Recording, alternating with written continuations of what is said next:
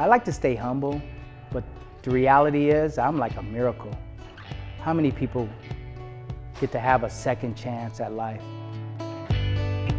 I came back stronger, and I'm not where I want to be, but I'm not where I used to be. So that's a very powerful thing, and I'm always grateful for that. This experience has taught me that you could go through like so much things, but like it's never right to like give up on yourself like so easily.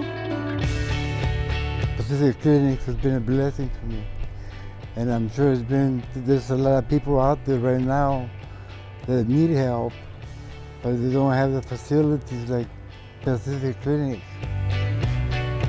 I'd love to see when the light comes on, you know, in their eyes, and yes, they've got it, you know. People who suffer from depression, there's people who in Hollywood who are coming out saying it's okay to have a mental disability. I suffer too from depression, or I suffer from anxiety. So with the generation and the time now, I think it's a great time to make a difference, and I hope my story would really impact and touch those lives. As I look back, it had been years I had been feeling hopeless. Eventually, at around the age of 12 or 13, I picked up the habit of smoking marijuana, and from smoking marijuana, it kind of progressed to drinking cocaine, to methamphetamine. At the age of 46, I was just, what happened?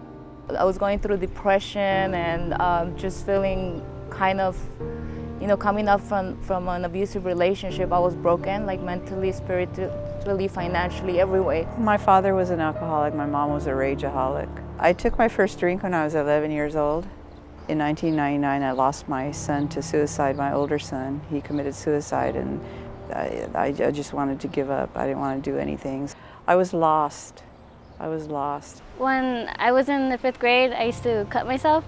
My diagnosis is depression and anxiety. I felt scared, of being lonely, or nobody wanting to help. I have a schizophrenia. I couldn't be around people. I would be nervous and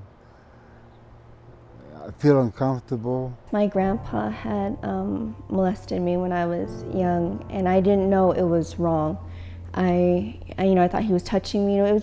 It felt that it shouldn't have been done, but I didn't know what to say, and I couldn't address it to my father because I was very scared of my father. I was very scared that something, he would beat me or he would discipline me. So I didn't say anything. And in my high school years, I had turned to paraphernalia and drugs to ease away the pain that I was feeling from the abuse I was enduring at home. When I first received my diagnosis of schizophrenia, bipolar, schizoaffective as they would call it, I was in denial. I was in denial only because I didn't feel like I was quote unquote sick or quote unquote had a mental disability. I think Pacific Clinic has given me the tools to be who I am today. From counselors to therapists to doctors to nurses, just a bunch of people have helped me. Pacific Clinics helped me by being there for me, and I considered taking my life maybe 3 years ago or 2. Efren, my case manager, he helped me with all that. So he's helped me a lot. I just love working for Pacific Clinics. Pacific Clinics saved my life. One time when Shelly came to work with us, I started coming out to the groups. I started socializing a little bit more. He's showing not only me, but the other members that his mental illness doesn't define him. She's understanding, she's professional.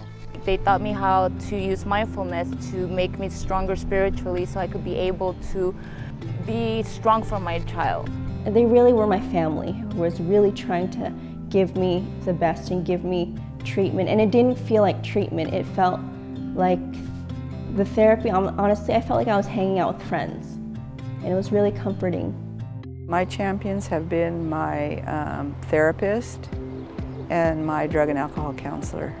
My son that passed away, he's kind of my champion too. So my mom has been a champion in my life.